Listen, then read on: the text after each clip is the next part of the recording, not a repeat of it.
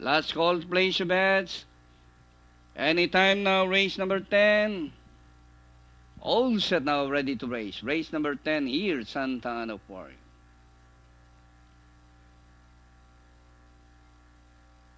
The favorites, 9 Dragon Dugus Fantasy.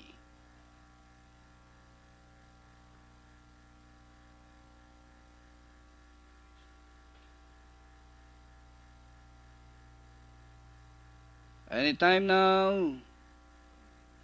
And the race is on. It's here. Perfect.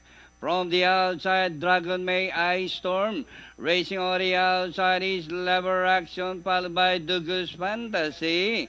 It's here. Perfect. By about 2 lengths, Ice Storm, Dragon May. Fearless Boss racing on the outside. Kidlat. And moving up by the rallies 9 Dragon Dandino, also there. Lever Action, Dugus Fantasy, racing in 9th position. Then comes Dance Korik as they race the final corner. It's perfect by about 3 lengths. Ice Storm is running in second. Dragon May down on the inside 9 Dragon Dandino. With the last 100 meters more to run. It's perfect. Ice Storm, Dragon May. And on the outside is Dandino. It's Ice Storm snatching the win in this moment. Followed by 7 Dragon May. It's perfect.